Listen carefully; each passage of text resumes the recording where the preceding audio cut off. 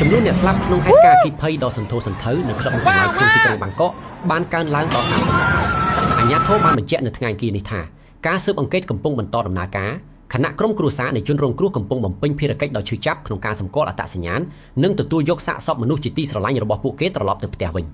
យោងតាមរដ្ឋបាលរាជធានីបាងកកមនុស្សជាង70នាក់បានរងរបួសហើយក្នុងនោះ24នាក់នៅតែស្ថិតក្នុងស្ថានភាពធ្ងន់ធ្ងរឧបទ្ទហេតុដ៏រន្ធត់នេះបានកើតឡើងកាលពីយប់ថ្ងៃអាទិត្យនៅបារដែលមានឈ្មោះថារងបៀណាឡាតប្រៅស្ថិតក្នុងតំបន់ភាគខាងជើងនៃរាជធានីបាងកក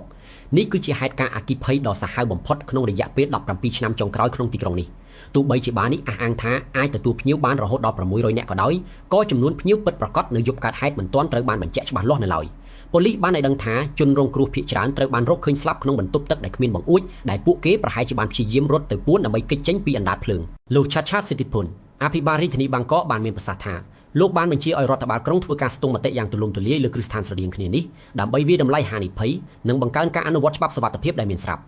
នៅកន្លែងកើតហេតុអ្នកដែលធ្លាប់ជាអតិថិជននិងអ្នកកាន់ទុកជាច្រើនបាននាំគ្នាទៅដាក់ផ្កានិងសាររំលែកទុក្ខដើម្បីជាការគោរពវិញ្ញាណក្ខន្ធដល់ជនរងគ្រោះក្នុងចំណោមនោះក៏មានសាច់ញាតិរបស់ជនរងគ្រោះដែលកំពុងទាមទាររកការពិតនិងយុត្តិធម៌ដោយពួកគេមានការសោកសៅយ៉ាងខ្លាំងចំពោះសេចក្តីរាយការណ៍ដែលថាទ្វារចេញត្រូវបានចាក់សោបណ្ដាលឲ្យមនុស្សមិនអាចរត់ចេញរួចទន្ទឹមនឹងនេះដែរបាខាងលើបានចេញសេចក្តីថ្លែងការណ៍សុំទោសនិងរំលែកទុក្ខនៅលើ Facebook ដោយសន្យាថានឹងសហការយ៉ាងពេញលេញជាមួយការស៊ើបអង្កេតអ្នកជំនាញខាងរចនាសម្ព័ន្ធអគារបានកត់សម្គាល់ឃើញថាកត្តាហានិភ័យនៃអគ្គិភ័យនេះរួមមានការប្រើប្រាស់សម្ភារៈតុបតែងជាពពុះដែលងាយឆេះការខ្វះប្រព័ន្ធខ្យល់ចេញចូលល្អនិងការដែលបាននេះត្រូវបានចុះបញ្ជីជាភោជនីយដ្ឋានធម្មតាជំនួសឲ្យកន្លែងកម្សាន្តដែលធ្វើឲ្យវាមិនស្ថិតក្រោមច្បាប់សុវត្ថិភាពដ៏តឹងរ៉ឹងសម្រាប់កន្លែងកម្សាន្តនោះទេ